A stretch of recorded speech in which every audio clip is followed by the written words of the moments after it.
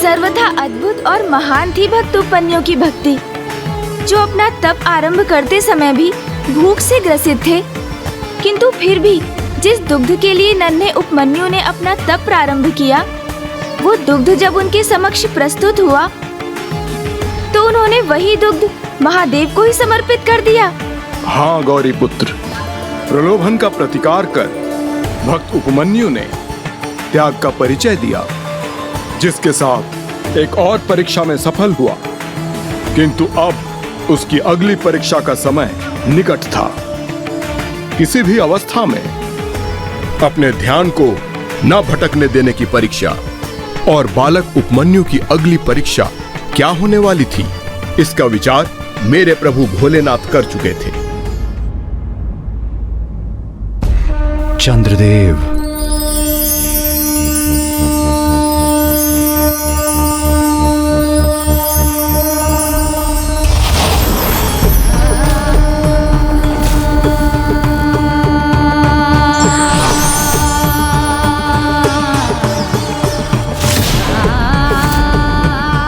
भक्त उपमन्यु, अपने तप से जागृत होकर देखो, तुमने अपनी तपस्या से कैसा अनूठा चमत्कार उत्पन्न किया है।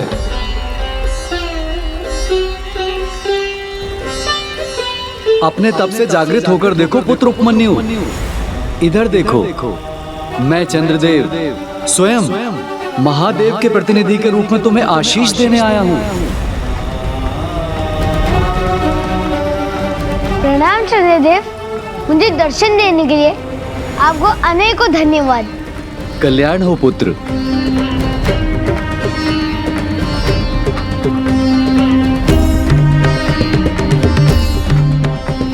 क्या है चंद्रदेव? अक्षय कलश है ये, जिसमें से दुग्ध प्रवाहित होना कभी भी समाप्त नहीं होगा।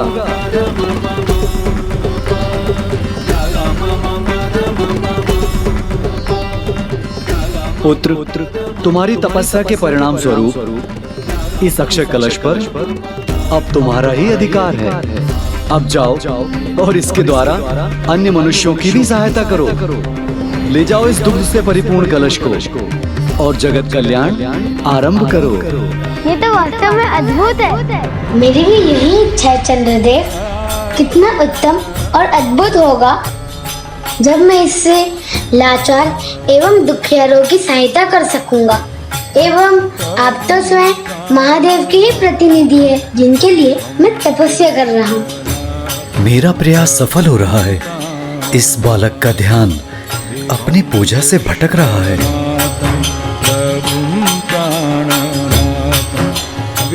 कितना उत्तम होता यदि मैं इससे लाचार दुखियारों की सहायता कर सकता, किंतु ये भी तो अनुचित है। इस प्रकार किसी को निवाला हाथ में देने से संसार की दरिद्रता नहीं घटेगी, अपितु आलस्य ही बढ़ेगा, जिससे अंततः दरिद्रता बढ़ेगी ही। मेरी भी यही इच्छा है चंद्रदेव कि भविष्य में मैं स्वयं को जन कल्याण के प्रति समर्पित कर सकूं। किंतु अभी मेरे संपूर्ण ध्यान, मेरी बुद्धि, मेरी आत्मा मेरे प्रभु शिव पर ही केंद्रित है, और मैं ना तब तक अपने तप से विचलित होऊंगा और ना ही अपने तप स्थल से हटूंगा जब तक मेरे प्रभु मुझे दर्शन न प्रदान कर दे। तब तो तुम इस अक्षय पात्र से वंचित रह जाओगे बालक उपमन्यु। जो मैंने प्राप्ति नहीं किया, मैं उससे वंचित कैसे हो सकता हूँ? वैसे भी भक्ति के मार्ग पर जो अग्रसर हो, उसे त्याग करने में भला कैसा संकोच?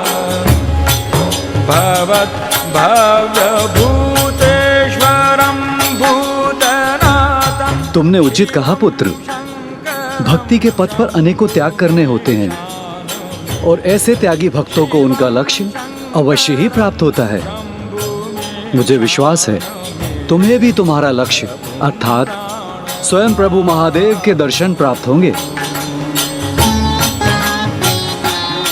कितनी अद्भुत है इसकी भक्ति की शक्ति, जो ये मेरे द्वारा ली जाने वाली कठिन परीक्षा में भी सफल रहा। चंद्रदेव उस बालक से संवाद कर उसका ध्यान भ्रमित करने के लिए गए थे, किंतु भक्त उपमन्यु के अद्भुत प्रभाव से स्वयं चंद्रदेव का ही ध्यान अपने लक्ष्य से हट गया। चंद्रदेव द्वारा बालक उपमन्यु के ध्यान को भटकाने के प्रयास को उसके दृढ़ निश्चय ने विफल कर दिया। किंतु अब भी बालक उपमन्यु को बल का सामना करते हुए अपने तप पर स्थिर रहने की एक और परीक्षा देनी शेष थी।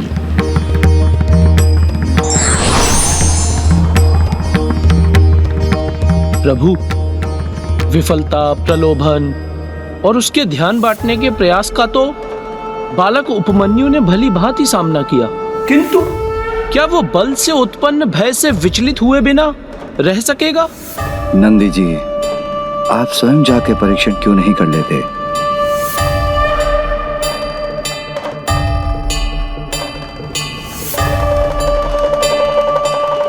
इस नन्हे भक्त के लिए आपके मन में क्या है प्रभु? नंदी जी के बल का सामना तो महान योद्धा भी नहीं कर पाते, फिर ये नन्हा बालक भला उनका सामना कैसे करेगा? मैं आपका आदेश समझ गया प्रभु। इस परीक्षा को और अधिक कठिन बनाने के लिए अब नंदी उस बालक के समक्ष अपने वास्तविक रूप में नहीं अपितु अन्य रूप में ही जाएगा। ओम नमः शिवाय, ओम नमः शिवाय, ओम नमः शिवाय, ओम नमः शिवाय, ओम नमः शिवाय, ओम नमः शिवाय, ओम नमः शिवाय, ओम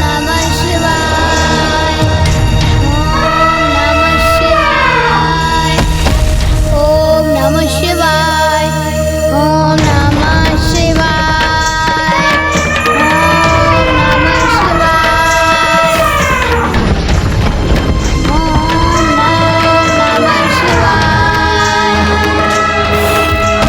नमः शिवाय, ओम नमः शिवाय।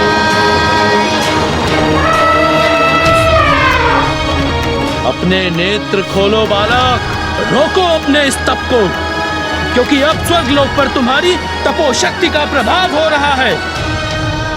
इसलिए मैं देवराज इंद्र का वाहन ऐरावत तुम्हें ये चेतावनी देने आया हूँ कि इससे पूर्व देवराज इंद्र स्वयं यहाँ आकर तुम्हें रोके, तुम स्वयं ही अपने प्राणों की रक्षा करने हेतु अपने तप को भंग कर दो। ओम नमः शिवाय, ओम नमः शिवाय, ओम नमः शिवाय, ओम नमः शिवाय, ओम नमः शिवाय, ओम नमः शिवाय। स्वामी, ये बालक उपमन्यु द्वारा आपको समर्पित उसके तप से उत्पन्न हुई तपोशक्ति ही है, जिसके कारण वो ऐरावत रूप में नंदी से सामना करने में भी सक्षम हो रहा है। देवी, ये उसके तप का प्रभाव नहीं, अपितु उसके समस्त संचित अच्छे कर्मों का परिणाम है।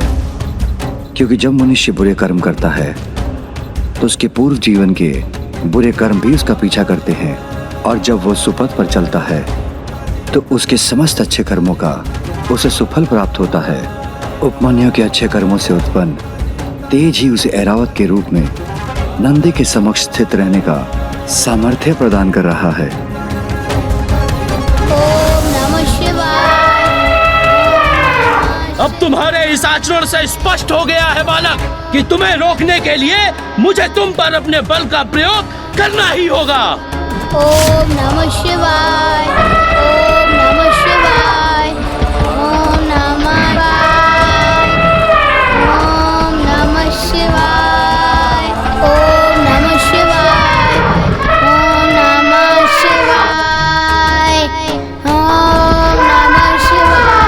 शिवाय, ओम नमः शिवाय, ओम नमः शिवाय, ओम नमः शिवाय, ओम नमः शिवाय, ओम नमः शिवाय।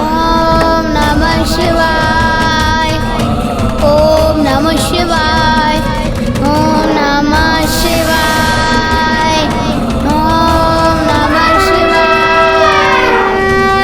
इस बालक में तो इतनी तपो ऊर्जा है, इस ऊर्जा का सामना तो मैं भी नहीं कर पा रहा हूँ।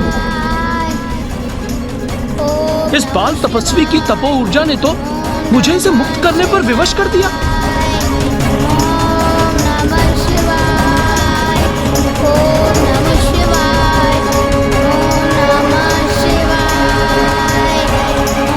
बालक, अपनी तपस्या रोक दोगे तो मेरे स्वामी देवराज इंद्र तुम्हें मनोवांछित वरदान देंगे।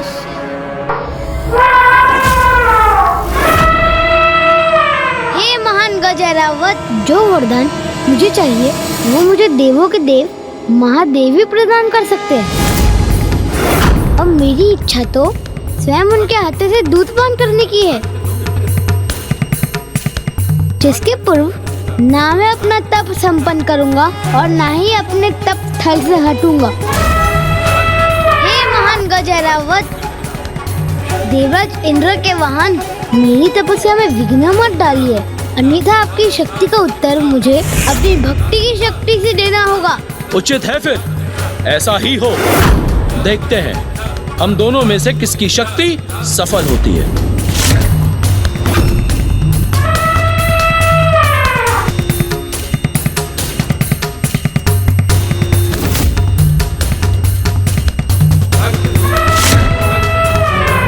नंदी ऐरावत का रूप धारण कर उस नन्हे बालक तपस्वी पर आक्रमण करने जा रहे थे और वो बाल तपस्वी मात्र दुग्ध के एक पात्र के लिए किसी भी सीमा तक जाने के लिए तत्पर थे। बालक उपमन्यु की अपने लक्ष्य के प्रति असाधारण निष्ठा है। फिर वो लक्ष्य मात्र दुग्ध का एक साधारण पात्र प्राप्त करने का ही क्यों ना हो, उसे प्राप्त करने हेतु वो तो सभी कष्टों और परीक्षाओं का सामना करने के लिए भी तत्पर है। जो लक्ष्य के प्रति बालक उपमन्यु की अटूट निष्ठा का सर्वोच्च उदाहरण है। किंतु कभी कभी ऐसी निष्ठा और दृढ़ता संकट भी उत्पन्न कर सकते हैं गौरीपुत्र। ओम नमः शिवाय, ओम नमः शिवाय, ओम नमः शिवाय, ओम नमः शिवाय, ओम नमः शिवाय।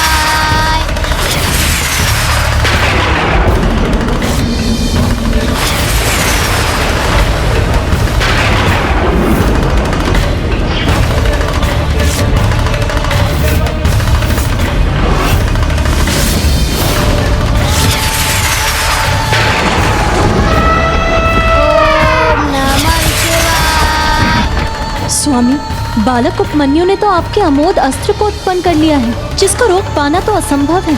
इस वार के बाढ़ से तो कोई भी सुरक्षित नहीं, फिर नंदी जी इससे अपनी सुरक्षा कैसे करेंगे स्वामी?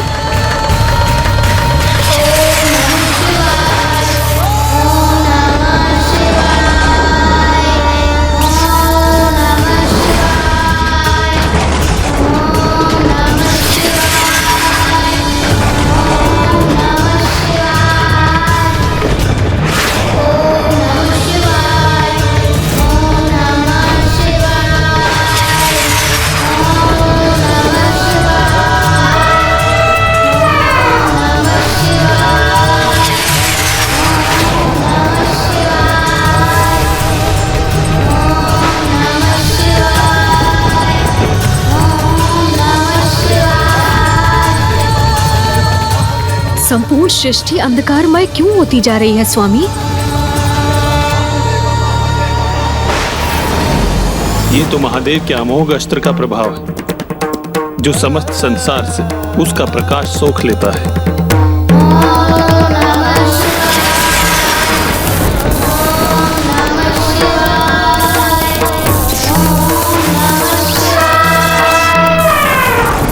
तब तो शीघ्र यदि इसे रोका न गया ना, तो समस्त संसार अपने प्रकाश से वंचित हो जाएगा।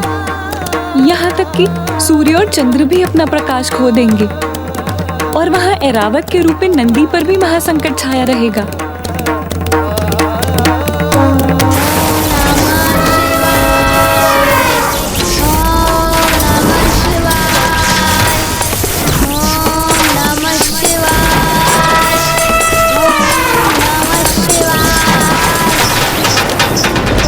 स्वामी, क्या इस अमोघ अस्त्र को रोकने का कोई उपाय नहीं?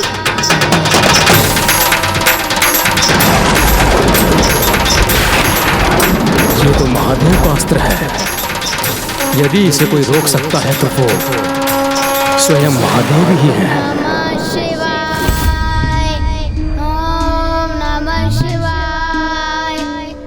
स्वामी, अब आपके हस्तक्षेप का समय आ गया है। हाँ देवी, ऐरावत के रूप में नंदी की रक्षा एवं बालक उपमन्यु की अंतिम परीक्षा लेने हेतु मुझे देवराज इंद्र का रूप धारण कर वहां प्रकट होना ही होगा। तब तो मैं भी देवी इंद्रानी अर्थात देवी शची के रूप में आपके साथ चलूंगी स्वामी।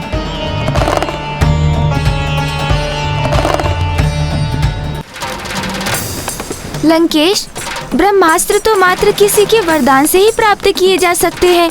फिर बालक उपमन्यु ने अमोघ अस्त्र कैसे प्रकट कर दिया? गौरी पुत्र, व्यक्ति को उसके वर्तमान कर्मों का ही नहीं अपितु पूर्व कर्मों का फल भी मिलता है। ये बालक उपमन्यु के पूर्व कर्मों का ही फल था, जो वो समय आने पर अमोघ अस्त्र जैसे ब्रह्मास्त्र को प्रकट कर सका।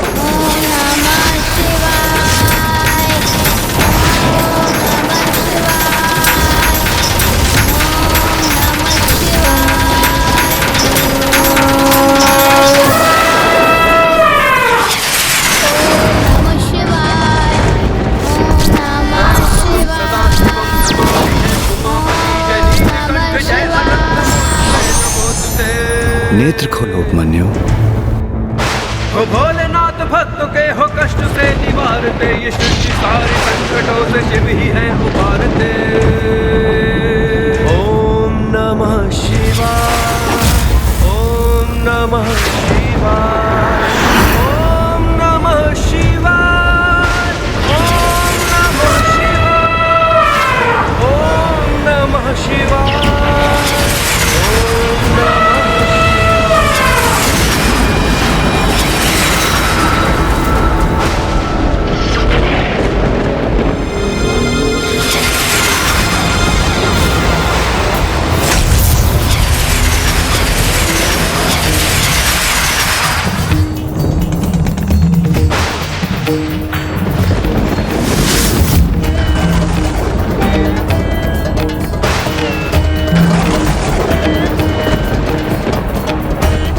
उचित समय पर प्रकट होकर मेरी रक्षा करने हेतु आपको मेरा शत शत नमन प्रभु। उनके भक्त ने जिस अमोघ अस्त्र को उत्पन्न किया, उसको रोकने हेतु भगवान ने उसे स्वयं अपने में ही समाहित कर लिया।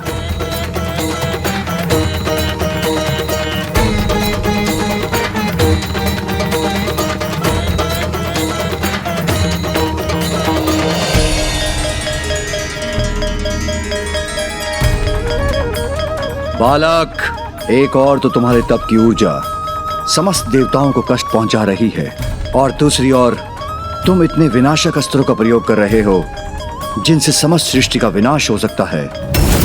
ये उचित नहीं। किंतु मैं देवराज इंद्र तुम्हें एक चेतावनी देने के साथ मेरी आराधना करने का एक और अवसर प्रदान करता हूं, जिसके परिणाम स्वरूप मैं तुम पर अपनी दया की कृपा अवश्य करूंगा।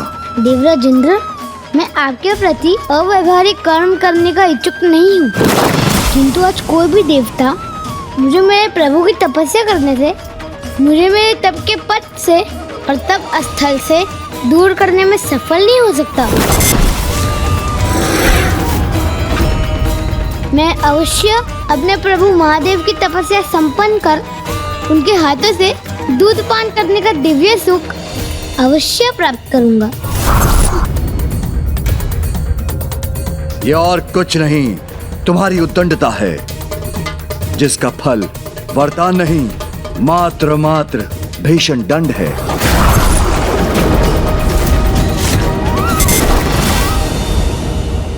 अर्थात अब तो भक्त और भगवान ही एक दूसरे के सम्मुख थे। हाँ गौरी पुत्र, प्रभु का क्रोध जागृत हो रहा था और ऐसी स्थिति उत्पन्न हो गई थी कि बालक उपमन्यु अपने तप के परिणाम स्वरूप किसी वरदान का नहीं अपितु महादंड का भागी बनने वाला था। लंकेश, भक्त उपमन्यु ने भेड़ियों से घिर जाने पर भय का उत्तर अपनी भक्ति से दिया और माता कामधेनु के द्वारा परीक्षा रूपी प्रलोभन का उत्तर श्रद्धा और निष्ठा से दिया। चंद्रदेव के द्वारा उनके ध्यान भटकाने के प्रयास का सामना उन्होंने अपने निश्चय की दृढ़ता से किया और नंदी जी के बाहुबल को अपने तपोबल से निरस्त किया। इन सभी परीक्षाओं में क्षण भर के लिए भी अपनी तपस्या से डिगे बिना उन्होंने निरंतर प्रभु के नाम का जाप कर सफलता प्राप्त की। तो फिर उन्हें वरदान के स्थान पर दंड क्यों प्राप्त होने वाला था? आपके इस प्रश्न का उत्तर तो एकमात्र मेरे प्रभु शिव शंकर शंभु के पास ही था, क्योंकि मेरे प्रभु इंद्रदेव का रूप धारण कर वहां प्रकट हो गए थे।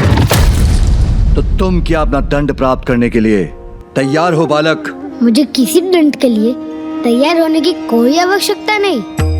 मुझे तो पूर्ण विश्वास है देवराजेंद्र, क्योंकि मेरे प्रभु भोलेनाथ मेरा कोई अहित नहीं होने देंगे। बालक, तुम्हारा ये विश्वास तुम्हारी भूल है, क्योंकि जगत पिता प्रभु भोलेनाथ तुम्हारे जैसे नन्हे बालक पर अपना समय कदापि व्यर्थ नहीं करेंगे। नहीं देवराज, भूल तो कदाचित आप कर रहे हैं, क्योंकि मेरी माँ ने मुझसे कहा था कि प्रभु शिव भोलेनाथ के पास तो अपने भक्तों के लिए अथाह समय है, और जो भक्त उनके प्रति सत्य निष्ठा रखते हैं वो उनकी गुहार अवश्य सुनते हैं। मुझे तो पूर्ण विश्वास है कि वो अवश्य यहाँ प्रकट होकर मुझे दूध पान कराएंगे। कदाचित तुमने भोलेनाथ को कुछ अधिक ही भोला समझ लिया है बालक, और अब तुम उनके भोलेपन का लाभ उठाना चाहते हो। अपनी तपस्या के परिणाम स्वरूप उनसे कोई महान वरदान प्राप्त करने की लालसा है तुम्हें। देवराज, मैं उनसे कोई अनुचित लाभ उठाने नहीं आया हूँ। मेरा तब तो मात्र उन्हें प्रसन्न करने के लिए है। और जहाँ तक दूध पान का प्रश्न है, इतना तो एक पुत्र अपने पिता से अवश्य मांग सकता है।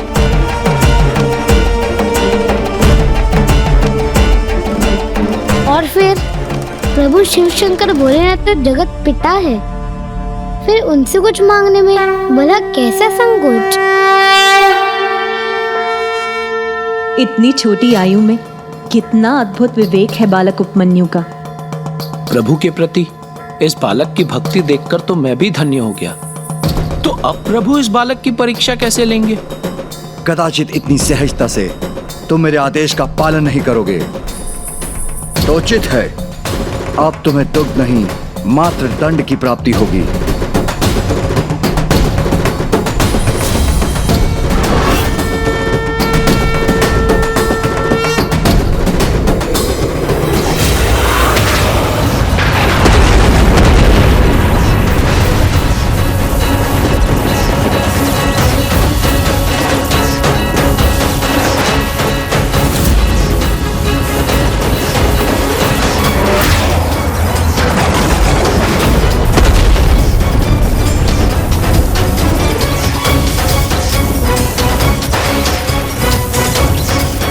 भीषण विद्युत तरंगों का ऐसा भयावह प्रहार है ये।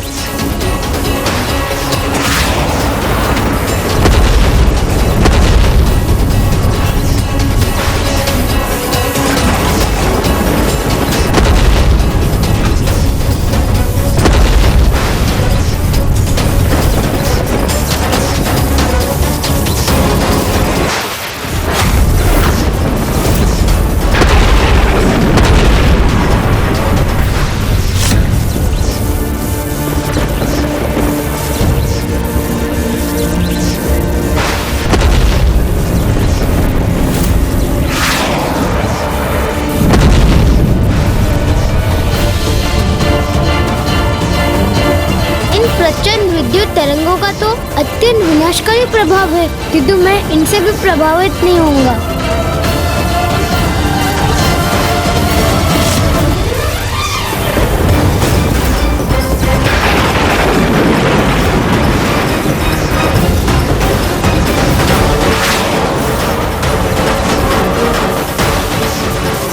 इन विद्युत तरंगों के भयंकर प्रभाव से भयभीत होकर मैं अपनी तपस्या कदापि भंग नहीं करूंगा।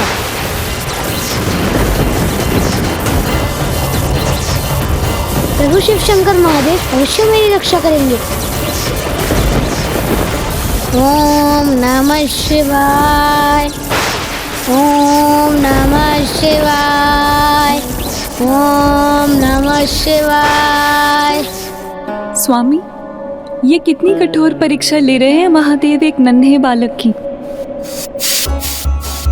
ओम नमः शिवाय। ओम नमः शिवाय।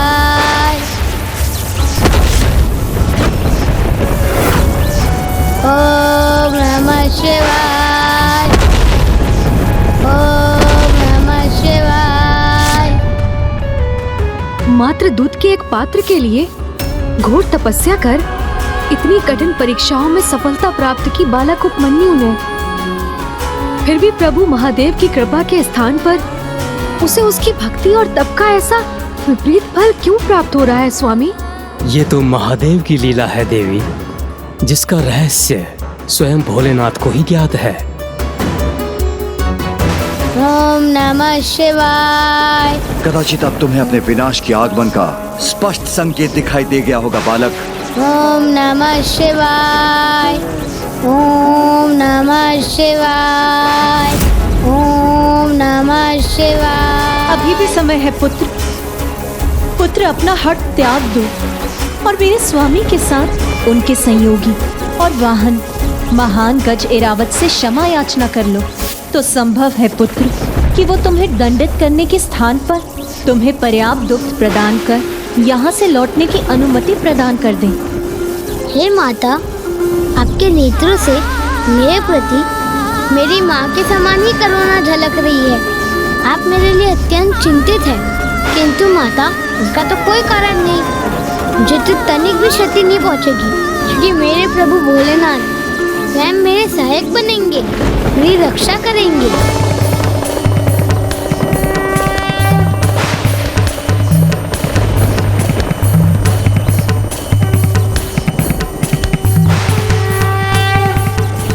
धन्य है तुम्हारी भक्ति और निष्ठा प्रभु के प्रति उपमन्यु।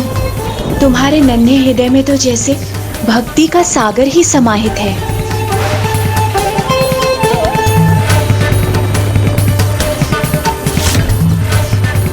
किंतु प्रभु तो कदाचित अभी इस बालक की और प्रतीक्षा लेने के इच्छुक है।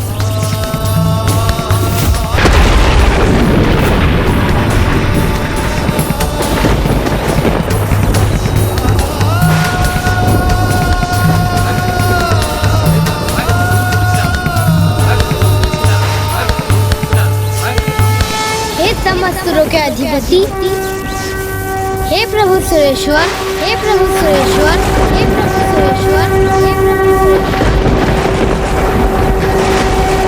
हे प्रभु सुरेश्वर। प्रभु सुरेश्वर। प्रभु सुरेश्वर। प्रभु सुरेश्वर। प्रभु सुरेश्वर।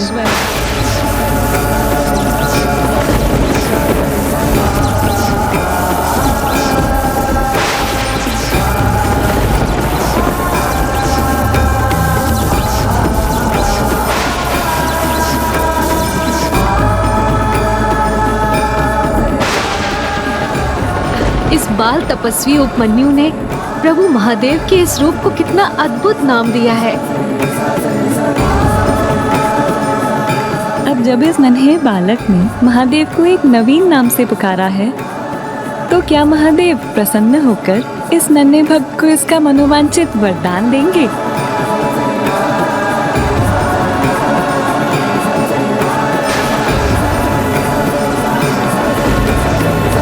हे प्रभु सुरेश्वर, मैं आपसे और आपके सहयोगी, आपके वाहन महान गज एरावत जी से क्षमा मांगने के लिए प्रस्तुत हूँ। उचित कार्य में कोई विलंब किए बिना अपनी इच्छा से अथवा अज्ञानतावश की गई अपनी किसी भी भूल के लिए आपसे क्षमा मांगता हूँ।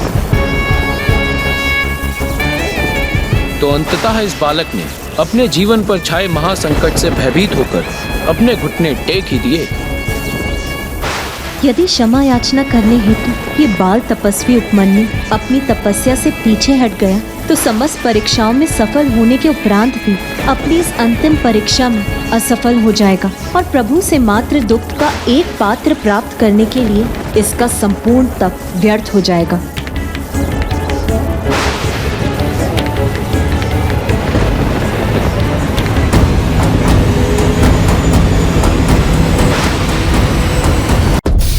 बहुत बड़े अज्ञानी हो तुम। कदाचित ये भी ज्ञात नहीं है तुम्हें कि लौ कवच तो योद्धा को कुछ ही अस्त्रों से रक्षा करने में सक्षम होता। व्यक्ति के अच्छे कर्मों से बेहतर कोई कवच नहीं होता और बुरे कर्म उसके हर कवच को क्षीण कर देते हैं।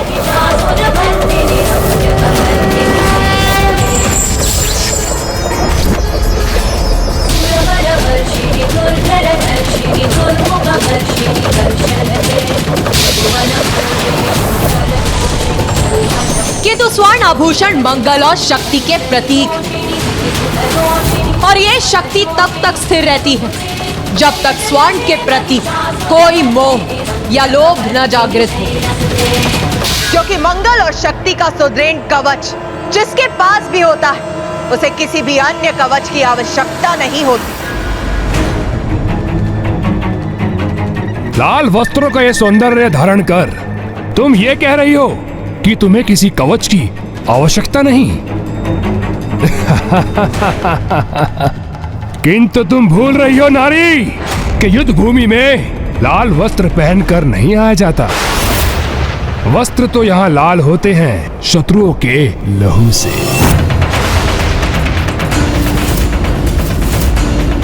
अब ये दुष्ट अपने सर्वनाश के मुख में प्रवेश करने वाला ही है,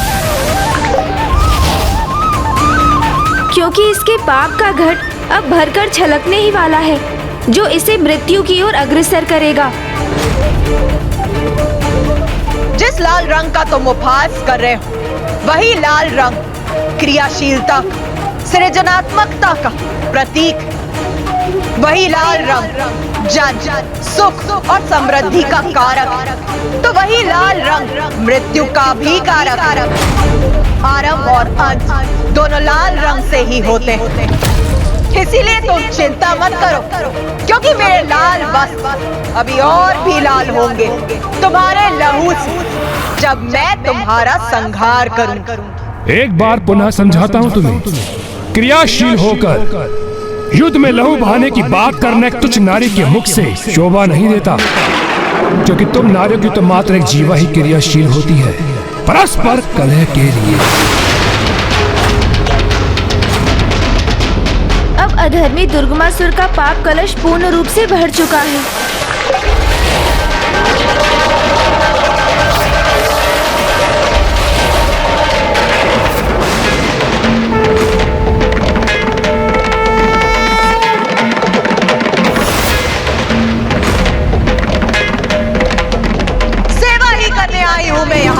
धर्म और नियति की सेवा, तुम जैसे पापी का नाश कर।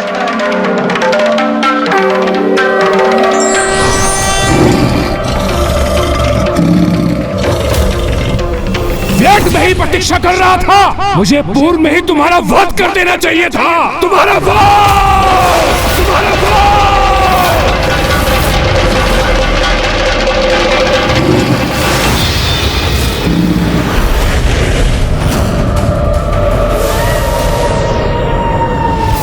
ये कैसा शेष स्वरूप दिखाई दे रहा है इस दुष्ट दुर्गमासुर का। अधर्म देवराज, अधर्म और पापों का अंधकार है ये, जिससे सभी को दूर रहना चाहिए।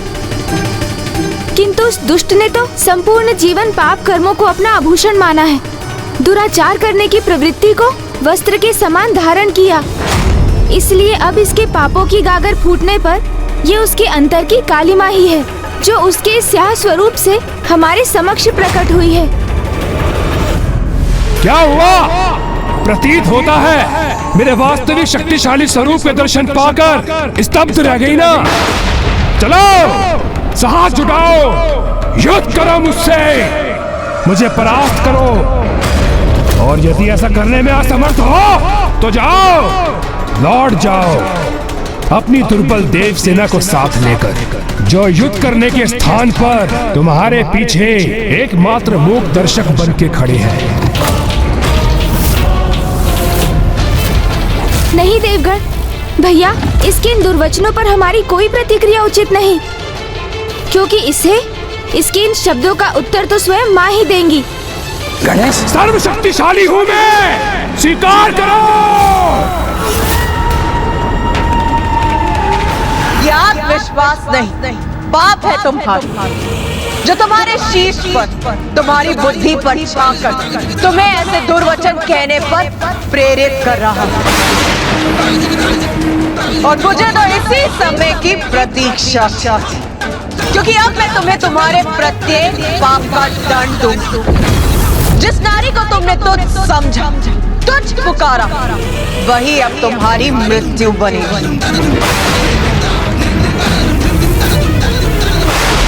मृत्यु का भय नहीं है मुझे, क्योंकि मृत्यु पे तो विजय प्राप्त कर चुका हूं मैं।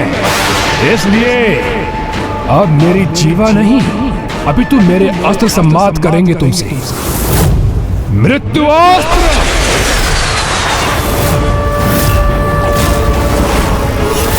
लो मेरे इस प्रहार को संभालो।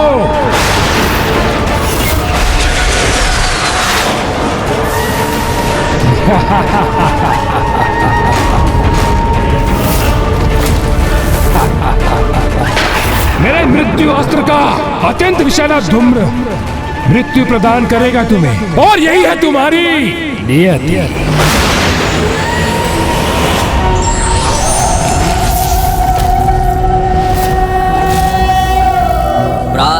महाविद्या माता धूमावती कलिकया जापमाला जयंती मध्याह्ने प्रौढ़ रूपा विकसित वदना चारुनेत्रा निशायां संध्यायां तृप्त रूपा गलित कुचयुगा मुंडमालां वहन्ति स देवी देवदेवी त्रिभुवन जननी कालो कपातु युष्मा।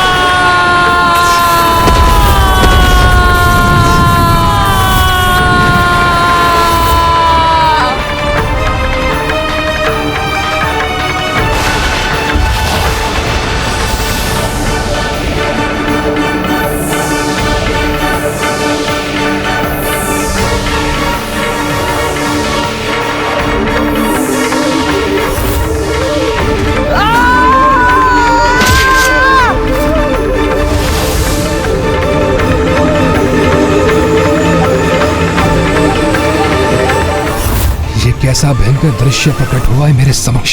ये सत्य नहीं हो सकता।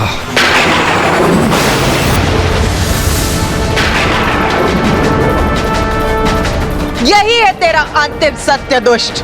तेरे मृत्यु अस्त्र के धूम्र में ही दिखाई दे गई ना तुझे अपनी मृत्यु। नहीं, ये मेरी मृत्यु नहीं, कोई माया है तुम्हारी, जिससे तुम मेरा मनोबल तोड़कर युद्ध में पराजित होने के स्थान पर तुम मुझे ही मेरे मन में पराजित करने का प्रयास कर रही हो। किंतु मैं ऐसा कदापि नहीं होने दूंगा। मेरे आसुरी अस्त्र तुम पर विफल हुए तो क्या हुआ, किंतु अपने दैविक अस्त्र का प्रयोग कर तुम्हारा संहार अवश्य करूंगा।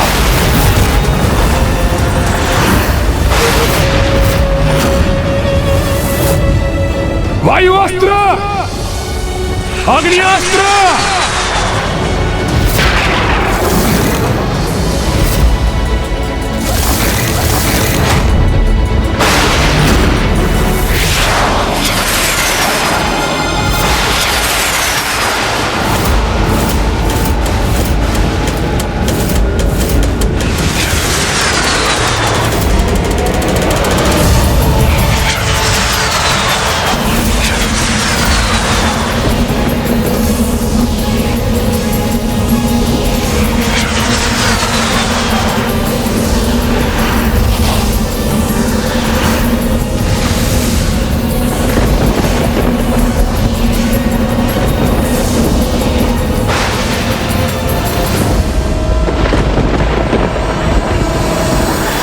सभी देवी देवी कवच से सुरक्षित हैं, किंतु इन देवास्त्रों की संहारक ऊर्जा तो हमारे लिए और संपूर्ण सृष्टि के लिए भी संहारक सिद्ध हो सकती थी।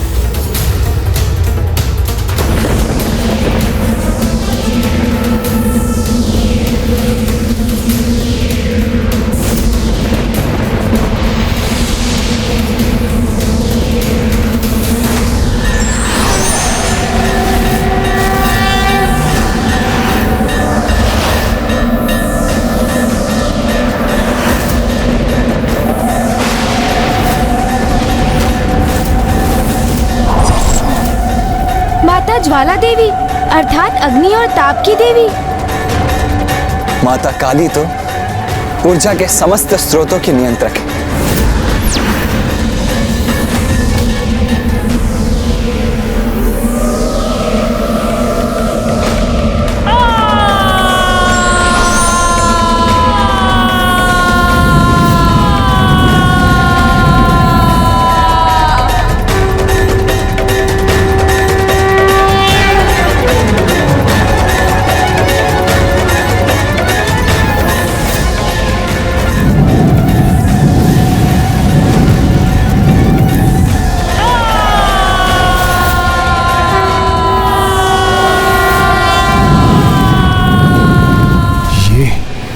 ये क्या हो रहा है? ये देवियां मेरे दैविक अस्त्रों के प्रभाव को कैसे नष्ट कर सकती हैं?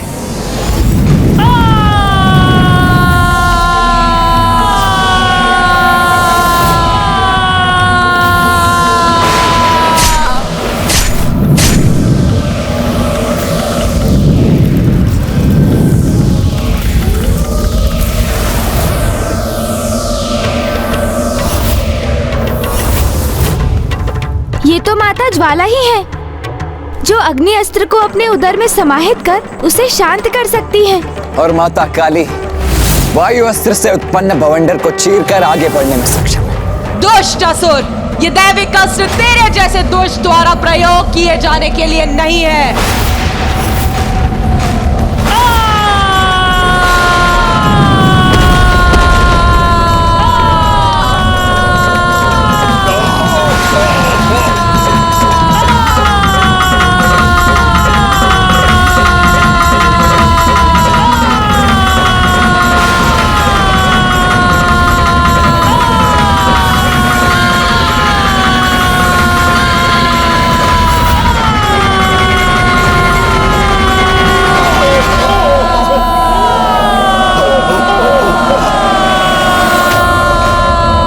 मेरी असुरी ढाल मेरा कवच बनकर मेरी रक्षा करेगी।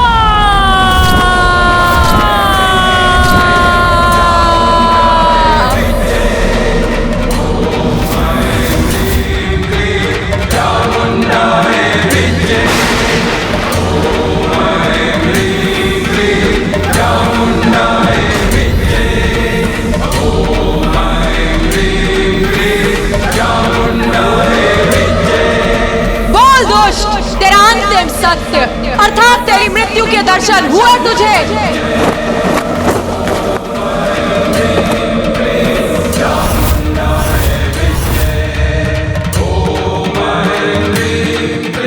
ये थी वायु की वास्तविक शक्ति। अब देख ज्वाला की शक्ति क्या करती है तेरे साथ।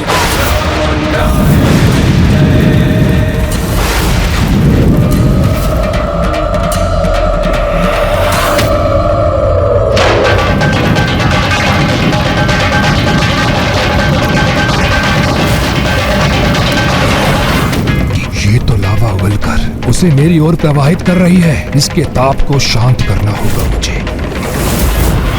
वरुण अस्त्र।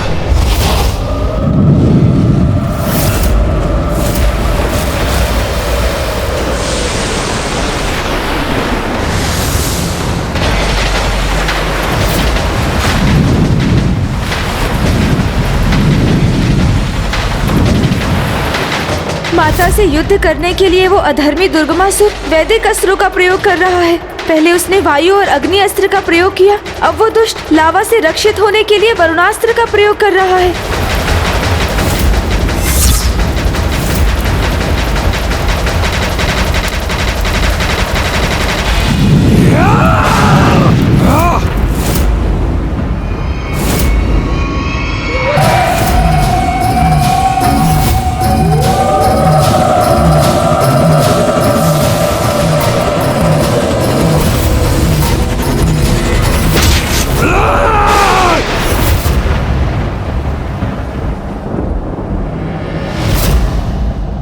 पुनः मुझे वो दृश्य क्यों दिखाई दिया? पहचान अपनी मृत्यु को मूर्ख, जो तेरे अंतिम सत्य के रूप में तेरी ओर बढ़ रही है।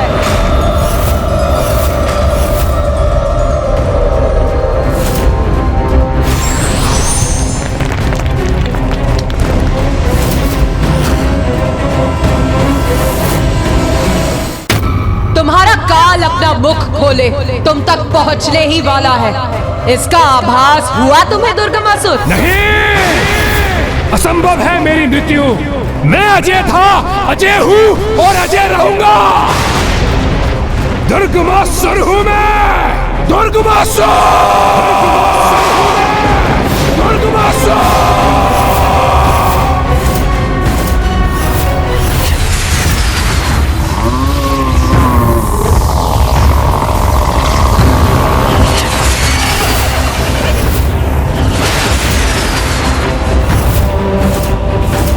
मेरे एक तो अस्त्रों से सुरक्षित होगी तुम देवी, किंतु मेरे समस्त दैविक अस्त्रों के प्रहार से स्वयं को नहीं बचा सकोगी।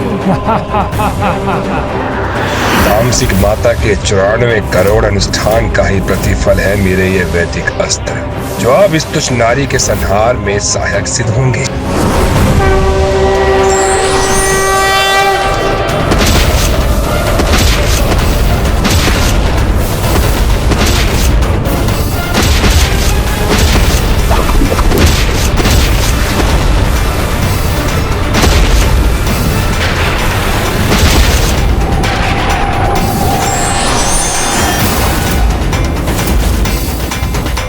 विश्वास नहीं होता, इन 9 देवियों ने उत्पन्न होकर मेरे समस्त दैविक अस्त्र नष्ट कर दिए। तुम्हारा वध तो मैं अवश्य करूंगा, अपने दैविक अस्त्रों से नहीं तो अपने असुरी अस्त्रों से तुम्हारा वध अवश्य करूंगा मैं देवी, अवश्य करूंगा।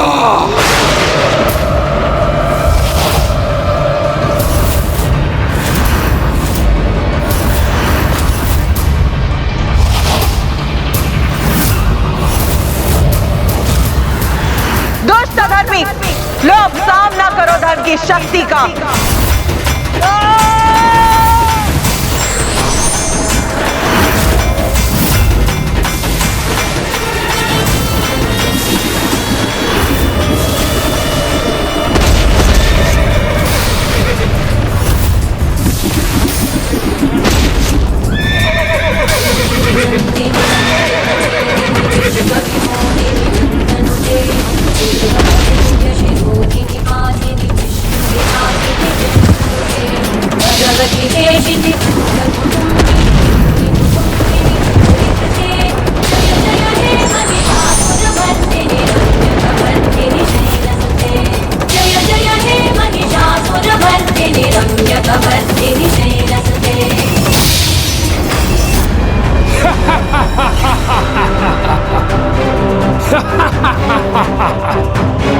अजय हूं मैं, ये देवी एक तुच्छ नारी मेरा वध कदापि नहीं कर सकती।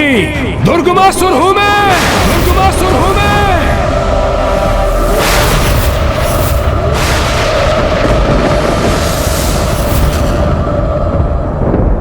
ये क्या? मेरा शीश मेरे तन से विलग होकर नीचे गिरा हुआ है। क्या दोष? अपनी मृत्यु दिखाई दी तुम्हें?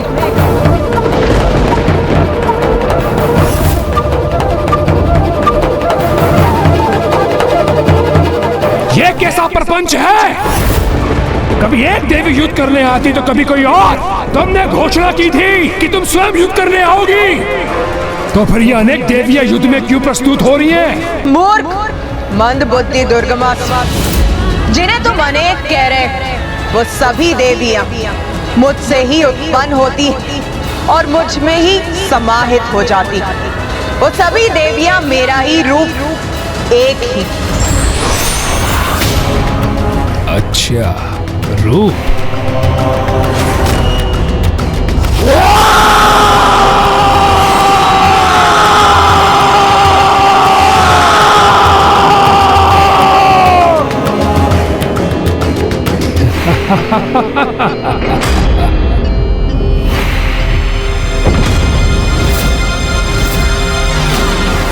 मंद बुद्धि मैं नहीं, अपितु तुम हो देवी। इसे यह भ्रम है कि तुम दुर्गमासुर की मृत्यु बनोगी। स्मरण करो मैंने क्या कहा था। दुर्गमासुर की मृत्यु दुर्गम ही नहीं अपितु असंभव भी है।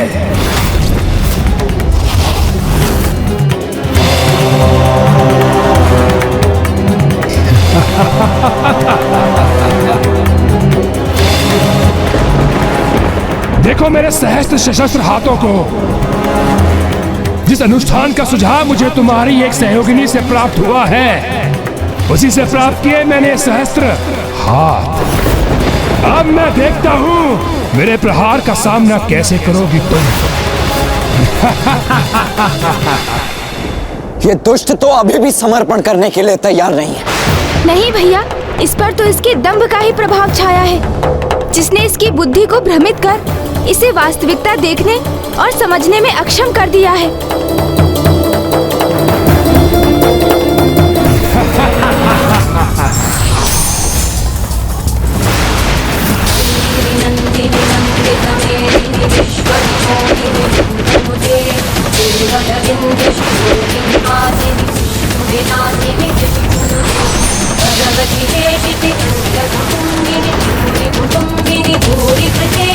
जय जय हे महिषासुरमर्दिनी रम्यकवर्दिनी शैलसुते।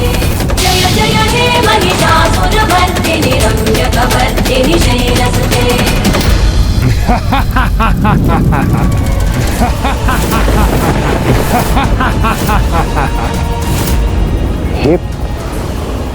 ये क्या हुआ?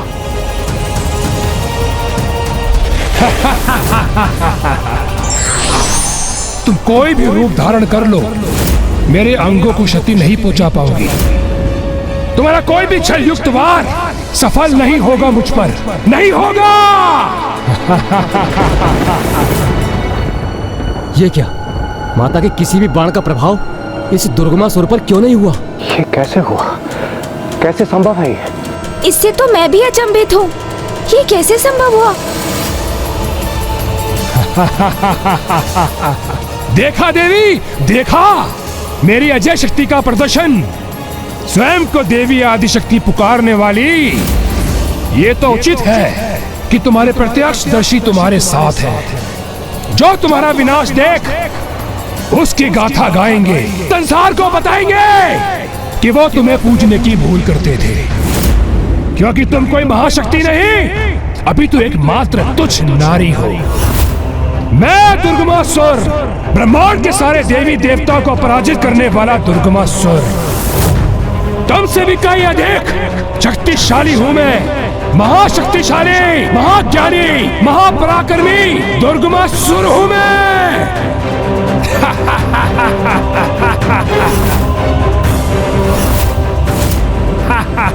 दुर्गमासुर हूं मैं। दुर्गमासुर हूं मैं। भैया, हमें स्वयं को शांत रखकर इस विकट परिस्थिति के समाधान का विचार करना चाहिए। भैया, अभी भी कुछ अवश्य है जो इस दुष्ट की सुरक्षा कर रहा है।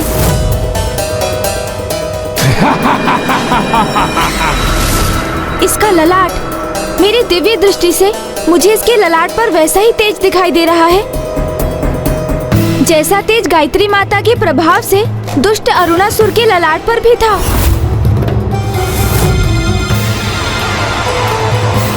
इसके भीतर भी ज्ञान संचित है, किंतु ये कैसे संभव है? ज्ञान की देवी वेद माता का हरण किया था इसने, तो अवश्य उन्हीं से कोई ज्ञान प्राप्त किया होगा इसने। भैया, संगति का प्रभाव। अर्थात ये भैया कि जैसे आप मेरी संगति में रहने के कारण इतने चतुर हो गए हैं कि आपने अपनी चतुराई से इसका रहस्य ज्ञात कर लिया, उसी प्रकार अवश्य वेद माता की संगति ही इसकी रक्षा का कारण बन रही है। उनके सानिध्य के कारण ही इसमें वेद का ज्ञान संचित हुआ है। वेद का ज्ञान? हाँ देवराज, इसलिए तो कहा जाता है कि अच्छी संगति में रहने का बहुत लाभ होता है, जिसका प्रत्यक्ष प्रमाण है ये दुष्ट असुर, जिसने ना चाहते हुए भी अच्छी संगति से ज्ञान तो अर्जित किया, किंतु उसका उपयोग ना कर सका, और तब भी वही ज्ञान इसकी रक्षा कर रहा है। माता को तो सब ज्ञात है, मुझे तो उनका ध्यान इस ओर आकृष्ट करने का माध्यम भर बनना है, जिसका एक ही उपाय है, उस मंत्र का उच्चारण जिसमें समस्त वेदों का सार निहित है।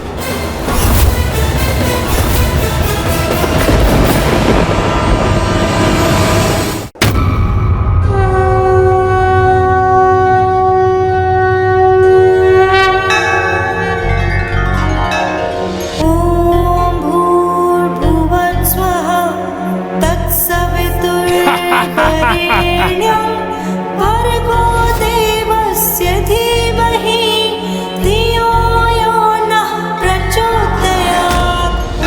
माता का ज्ञान ही है जो इस असुर की रक्षा कर रहा है।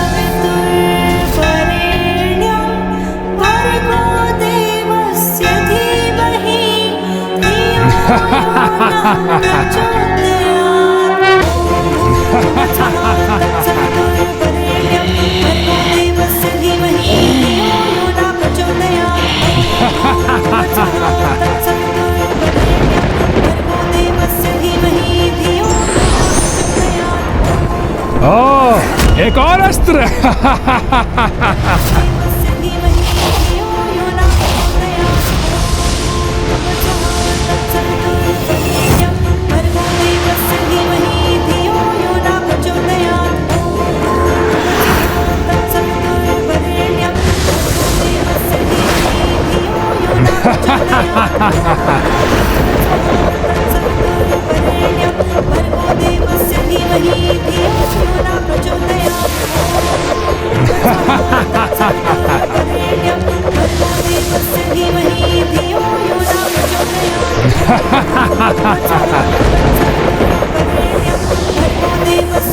इस चक्र की ध्वनिन गति से मेरा मस्तिष्क भी अनियंत्रित हो रहा है।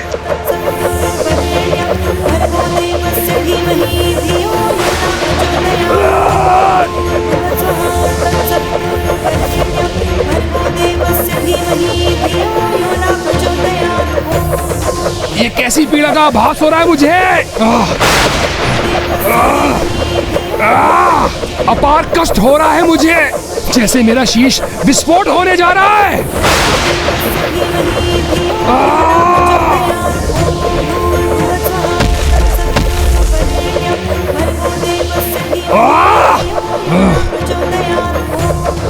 मेरे कर्ण से रक्त प्रवाहित हो रहा है।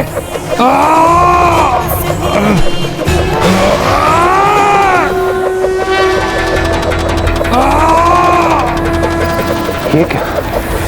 इस पापी दुर्गमासुर के शीश से ये उजला प्रकाश कैसे प्रकट हो रहा है? यही वो ज्ञान है देवराज, जो इसे सुसंगति से दान में प्राप्त हुआ था। चारों वेदों का ज्ञान।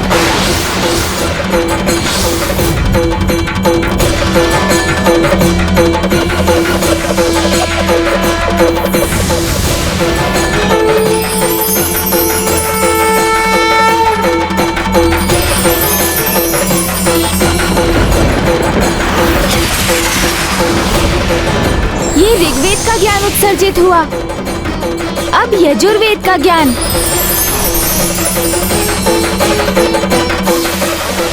तत्पश्चात सामवेद का ज्ञान और अब अंततः अथर्ववेद का ज्ञान भी उत्सर्जित हो गया उसके मस्तिष्क से। इतनी सहजता से किसी को ज्ञान प्राप्ति नहीं होती, किंतु तुम्हें हो गई। बलपूर्वक तुमने जिनका हरण किया, वेद की उन्हीं देवी की संगति से तुम्हें इस धर्म के ज्ञान को पाने का सौभाग्य मिला। किंतु तुम्हारे भीतर की बुराई ने तुम्हारे ज्ञान को कभी बढ़ने नहीं दिया, किंतु धर्म के इस ज्ञान ने फिर भी तुम्हारा साथ दिया और कवच बनकर सदा तुम्हारी रक्षा की। यह है उचित ज्ञान का महत्व, जो तुम जैसे मूर्ख अधर्मी कभी नहीं समझ सकते। किंतु अब तुम्हारा ये कवच तुमसे छिन चुका है, इसलिए अब तुम अपने सर्वनाश के लिए तैयार हो जाओ दुष्ट दुर्गमासुर।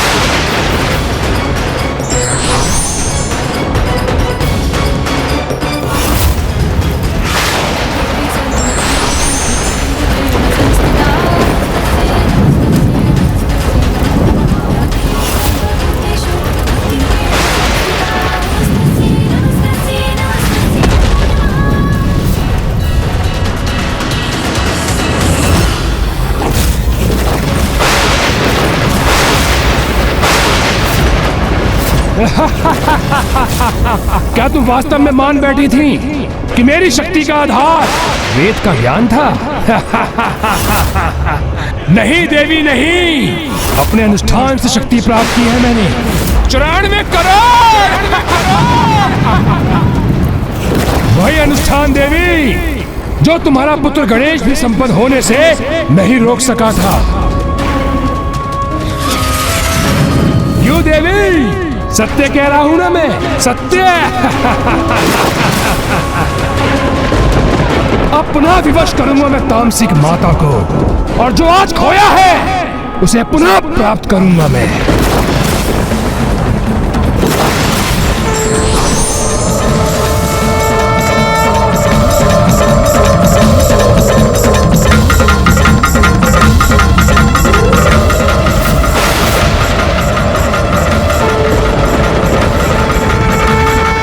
इसी माँ ने तुझे सुझाव दिया था, आज मृत्यु प्रदान करेगी।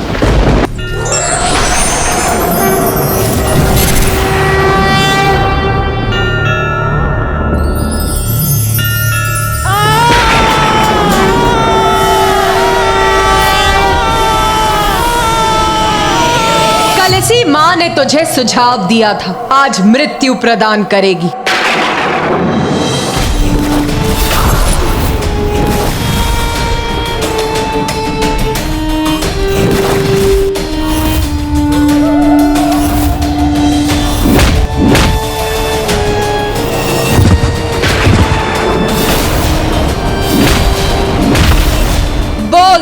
बोल कैसा अनुष्ठान दोष? माता, अजय हूँ माता मैं। आपके कहने पर 94 करोड़ बार अनुष्ठान किया था मैंने।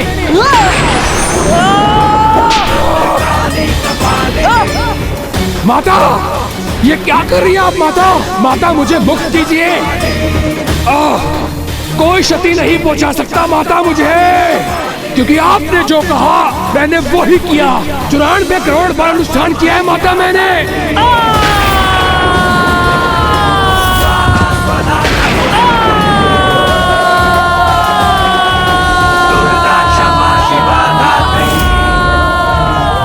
ये क्या कर रही हैं आप माता? आप मेरी आराध्य हैं और मैं आपका परम भक्त। इसके पश्चात भी आप मुझे प्रताड़ित कर रही हैं माता।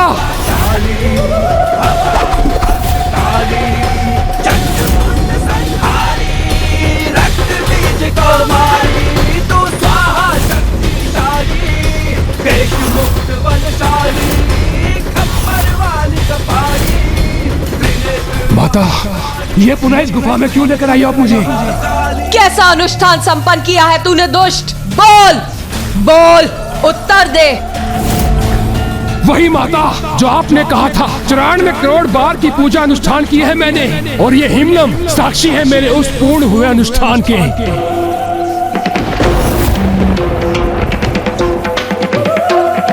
नहीं, ये नहीं हो सकता। ये हिमलम शेष कैसे रह गया? मैंने तो पूर्ण रूप से अनुष्ठान किया था। हाँ दुष्ट, चल अब वहां चल जहां तेरी नियति तेरी प्रतीक्षा कर रही है। चल। कैसा अनुष्ठान पूर्ण किया था तूने दुष्ट? 94 करोड़ बार पूर्ण नहीं कर सका था तू, और तुझे तेरे अनुष्ठान अपूर्ण रहने का कारण ज्ञात है।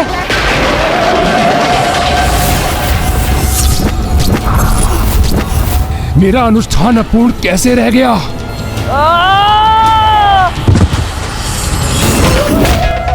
क्योंकि तू ये भूल गया था मूर्ख कि किसी भी पूजा में सर्वप्रथम पूज्य गणेश जी की पूजा अनिवार्य है। सर्वप्रथम पूज्य गणेश जी की पूजा अनिवार्य है, तभी वो पूजा सफल होती है। किसी भी शुभ कार्य के प्रारंभ से पूर्व की जाने वाली पूजा में सर्वप्रथम विघ्नहर्ता गणेश की अनिवार्य अनिवार्य होगी। जो कार्य प्रथम पूज्य गणेश की अर्चना से प्रारंभ होगा वो अवश्य पूर्ण होगा। किंतु तूने तो उनका स्मरण भी नहीं किया मूर्ख। और नागों की प्रार्थना सुन, वो तुझसे नागों की रक्षा के लिए तेरी पूजा के लिए विघ्नकर्ता बने और तेरा अनुष्ठान असफल किया।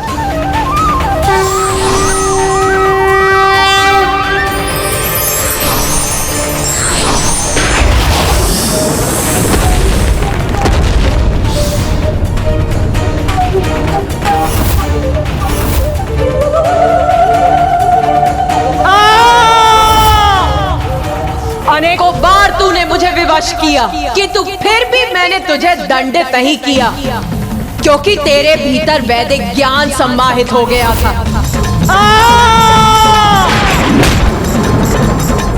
और इसीलिए आज तक देवी आदि शक्ति ने मुझे इसकी अनुमति नहीं दी थी कि तू अब तेरे पापों की गागर भरकर फट चुकी है। इसीलिए अब तुझे ये दर्शाने के लिए कि अत्याचार कितना भयंकर हो सकता है, कोई रोक नहीं है मुझ पे।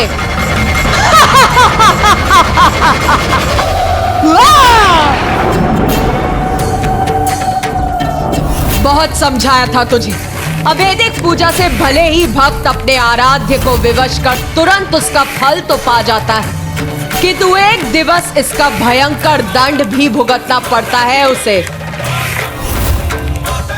आज तुझे ज्ञात होगा कि किसी को विवश कर किसी से सहायता मांगने का कैसा भयावह दुष्ट परिणाम होता है।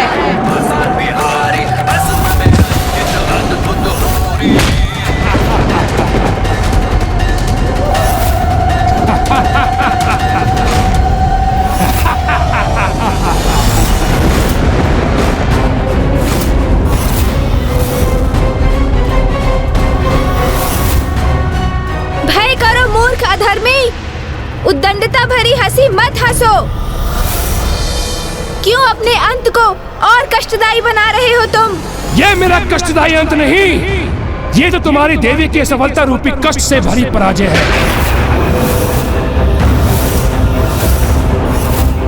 क्योंकि ये देवी कोई क्षति नहीं पहुंचा सकती मुझे। क्यों देवी, तुम्हें यह भी ज्ञात नहीं कि मेरा वध करने में सर्वथा असमर्थ रहोगी तुम? यदि इतनी ही शीघ्र अपने अंत के लिए तत्पर हो रहे हो तो तैयार हो जाओ पापी, तुम्हारा अंत निकट भी है और सुनिश्चित। नहीं, सुनिश्चित है तो बस यही कि मेरा वध कोई नहीं कर सकता, कोई नहीं, क्योंकि यहाँ कोई नहीं जिसने वर्षों तक अपनी पलकें न झपकाई हो।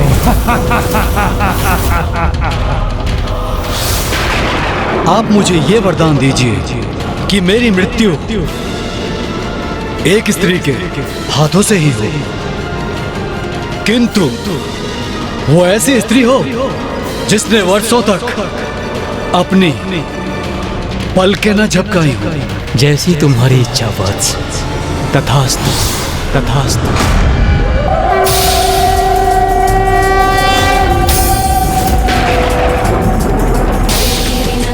सूर्यास्त होने को है। अब इस दुष्ट का वध करने हेतु बहुत ही कम समय शेष है माता के पास। यदि ये आज भी शेष रह गया तो ज्ञात नहीं कि कल ये कौन सा नवीन संकट प्रकट करेगा। कदाचित पुनः अवैदिक पूजा कर तामसिक माता को विवश करेगा ही। इसे इसका अवसर ना ही प्राप्त हो तो उचित है।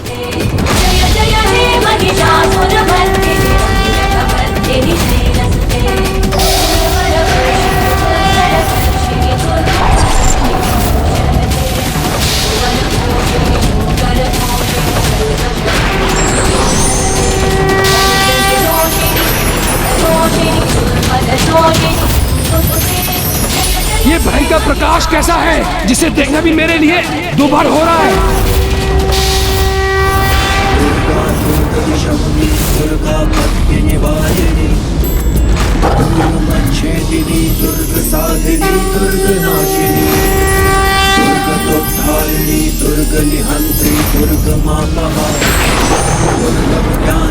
दुर्ग दैत्य लोक दवानना।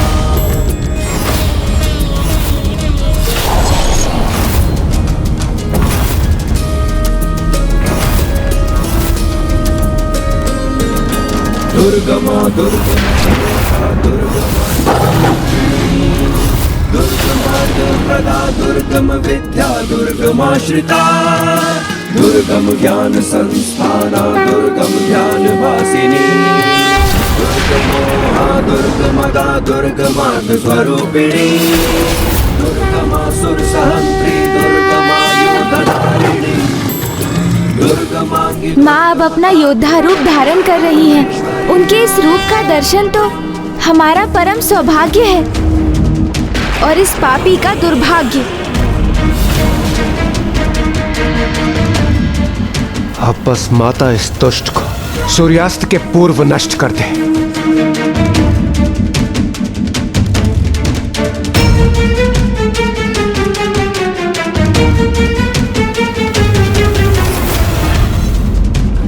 कुछ क्षण और व्यर्थ करने में सफल हो गया और मैं पुनः सुरक्षित हो जाऊंगा।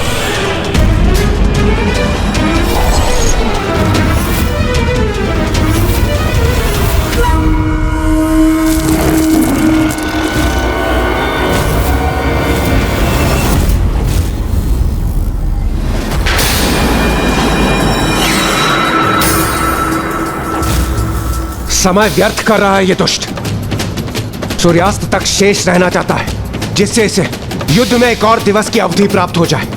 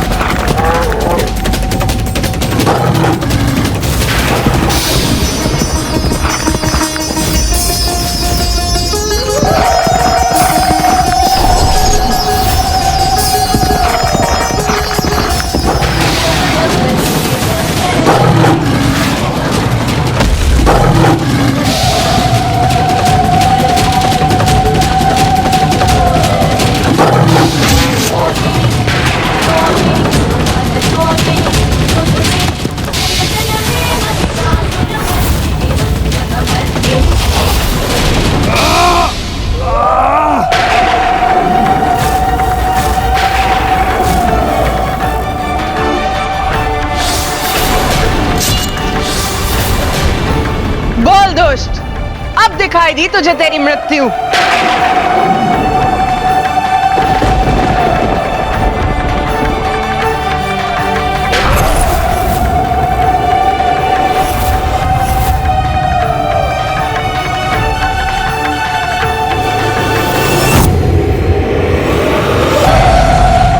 बस किसी प्रकार आज का सूर्यास्त देख लूं मैं।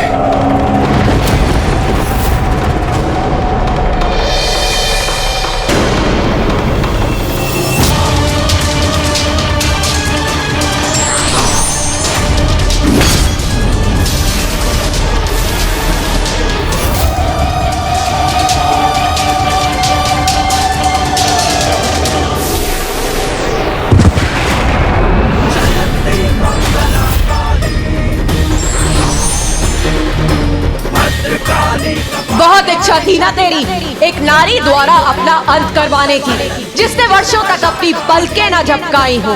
तो लो देख देख, मैं विशालाक्षी अनंत काल तक बिना अपनी पलकें झपकाए रही, क्योंकि मैं दीर्घ अवधि से अपलक अपने स्वामी महादेव का काशी लौटने की प्रतीक्षा कर रही थी, और आज तेरा काल बनकर तेरे समक्ष खड़ी।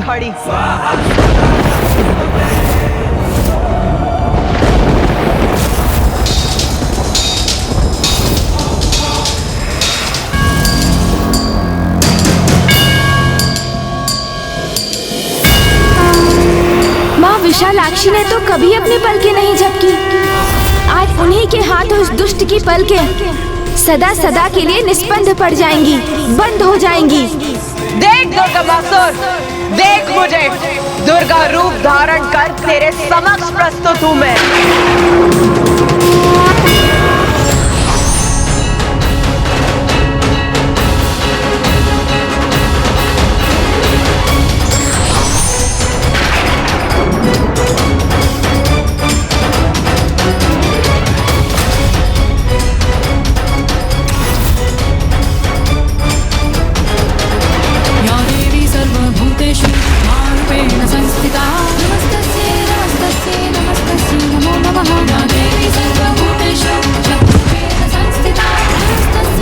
अपने अधूरे अनुष्ठान से प्राप्त शक्ति का बहुत अहंकार है ना तुझे, तो दिखाओ वो शक्ति।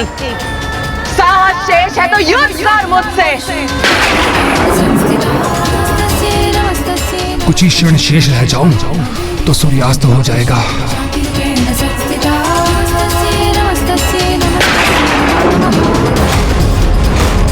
मुझे ज्ञात है ये दुष्ट अवश्य पुनः समय गंवाने के लिए कुछ करने ही वाला है।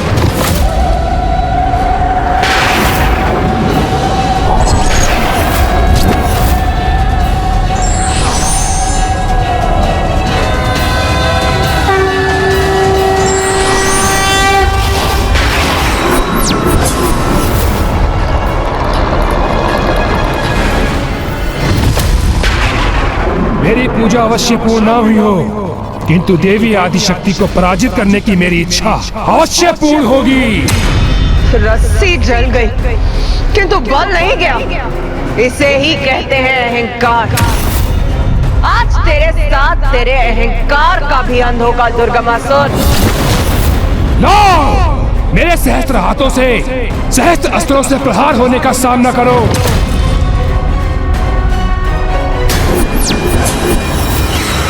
ना देवी, मेरे सहस्त्र हाथ तुम्हें सहस्त्र भागों में छत विशत करेंगे।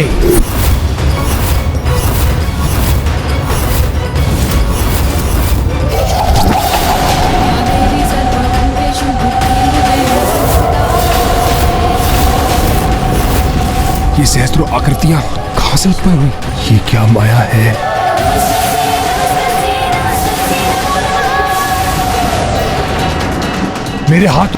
मेरे हाथों को अपना भोजन बना लिया इन दुष्टाओं ने।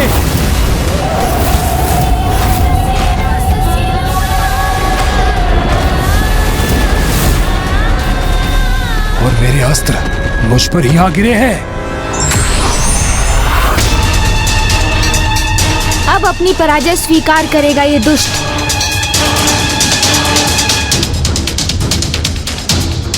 तुम कुछ भी कर लो, किंतु दुर्गमासुर को पराजित नहीं कर सकोगे तुम।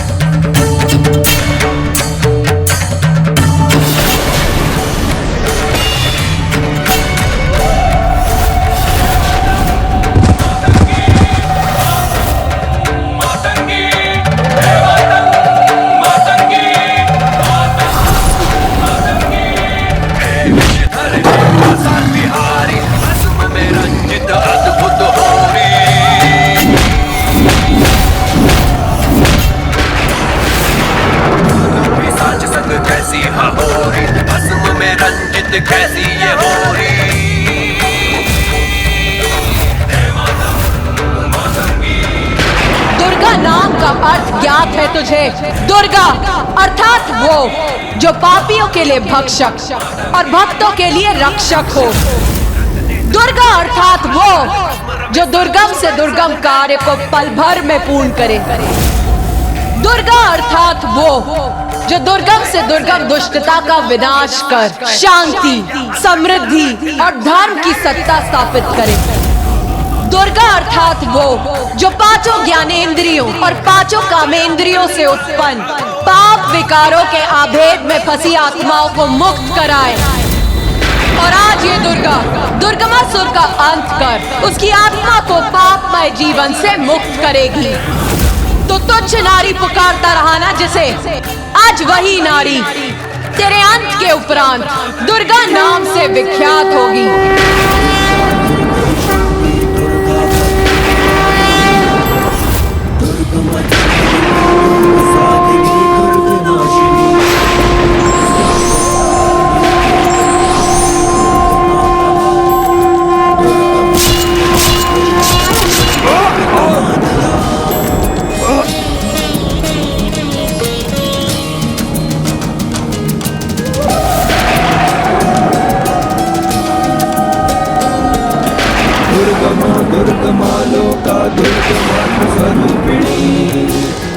मार्ग प्रदा दुर्गम विद्या दुर्गमाश्रिता, दुर्गम ज्ञान संस्थाना दुर्गम ध्यान वासिनी, दुर्गमोहा दुर्गमदा दुर्गमात स्वरूपिणी दुर्गमा देवी की घोषणा के अनुसार उनका ये रूप देवी दुर्गा के नाम से विख्यात होगा।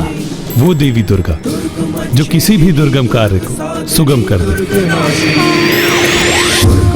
जय मां दुर्गा जय जय जय जय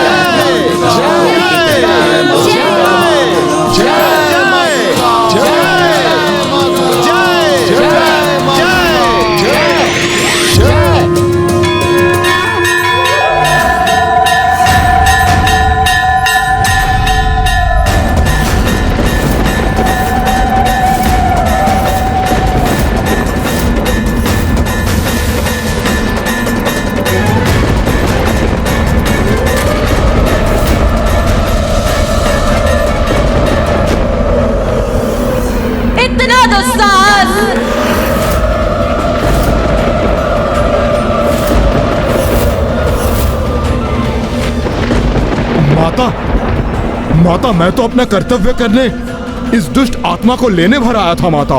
अब एक भी पग आगे मत बढ़िएगा यमदेव। क्या हो गया है माता को? वो अभी भी इतनी उग्र और अशांत क्यों प्रतीत हो रही है?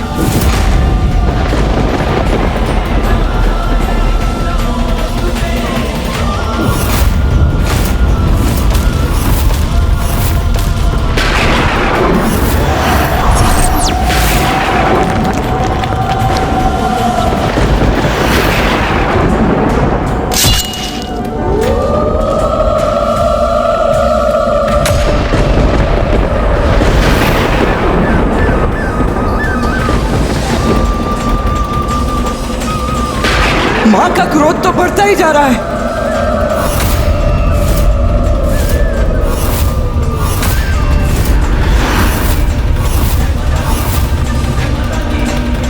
इससे पूर्व की माता का क्रोध अपने चरम पर पहुंचे और कुछ अनर्थ हो जाए, माता के क्रोध को शांत करना होगा।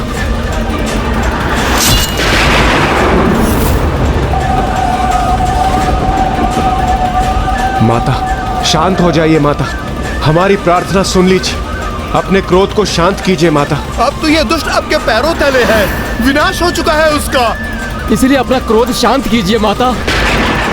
माता हमारी प्रार्थना सुनिए माता, शांत हो जाइए। इस समय माता आदिशक्ति अथवा माता विशालाक्षी के रूप में नहीं, माँ दुर्गा के रूप में है। दुर्गम संकट से रक्षा करने वाली माँ दुर्गा को तो उन्हीं के नाम के उच्चारण से शांत किया जा सकता है।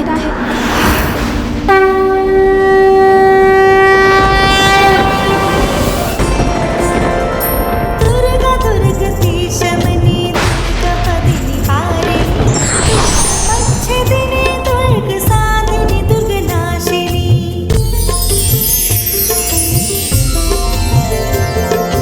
दुर्गतोधारिणी दुर्गनिहन्त्रि दुर्गमापहा दुर्गं ज्ञानदा दुर्गदैत्यलङ्कारिणी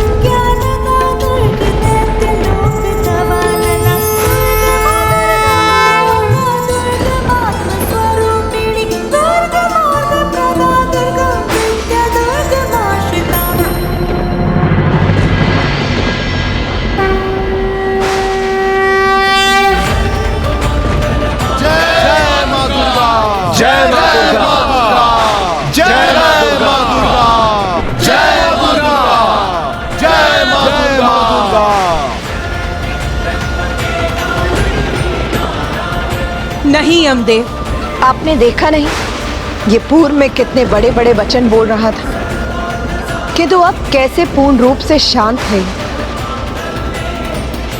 अर्थात अधर्म पथ पर चलने के लिए इसे प्रेरित करने वाले इसके प्रमुख अवगुण अहंकार का अब नाश हो चुका है। इसीलिए अब मेरे द्वारा इसका संहार होने पर इसे मोक्ष की प्राप्ति होगी।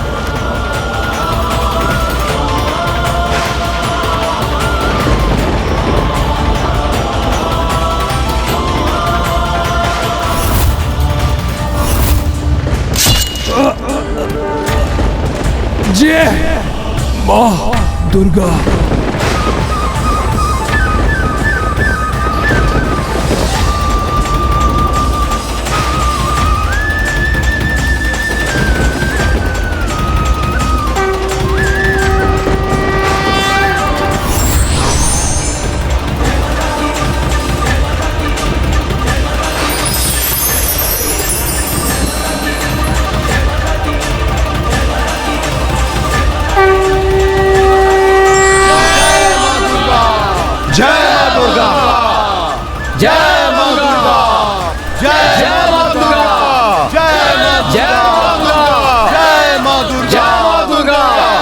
माँ दुर्गा, आपने इस महापापी का संहार कर हमें दुर्गम संकट से मुक्त किया,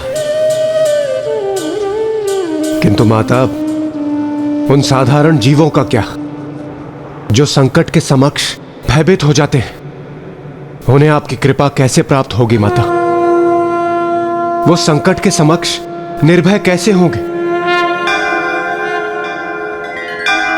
पुत्र गणेश ने अभी मेरे जिन 32 नामों का उच्चारण किया, उन सभी नामों के विशेष अर्थ हैं। जो इन नामों के अर्थ समझ के मेरे द्वंद्विश नाम माला का जाप करेगा अथवा स्तुति करेगा, वो दुर्गम से दुर्गम संकट से बाहर आने का मार्ग अवश्य प्राप्त करेगा।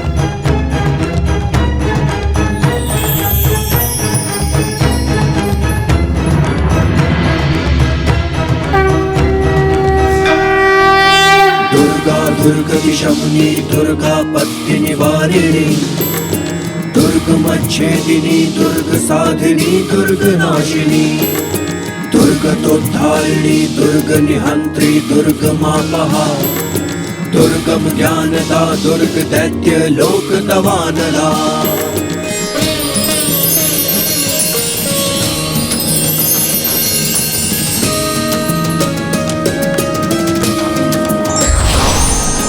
दुर्गमा दुर्गमा लोका दुर्गमात्म स्वरूपिणी, दुर्ग मार्ग प्रदा दुर्गम विद्या दुर्गमाश्रिता, दुर्गम ज्ञान संस्थाना दुर्गम ध्यान भासिनी, दुर्गमोहा दुर्गमदा दुर्गमार्ग स्वरूपिणी, दुर्गमासुर सहंत्री दुर्गमायुधधारिणी, दुर्गमांगी दुर्गमता दुर्गम्या दुर्गमेश्वरी, दुर्ग भीमा दुर्ग भामा दुर्ग भा दुर्गदारिणी, दुर्ग भीमा दुर्ग भामा दुर्ग भा दुर्गदारिणी।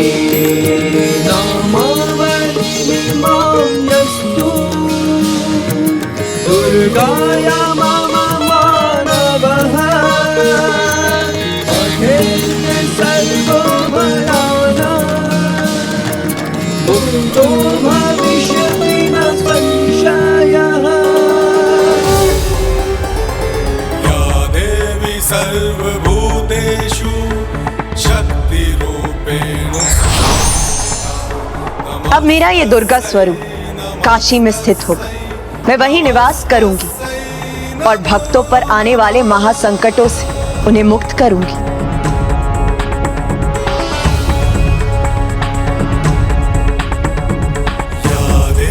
सर्वभूतेषु दया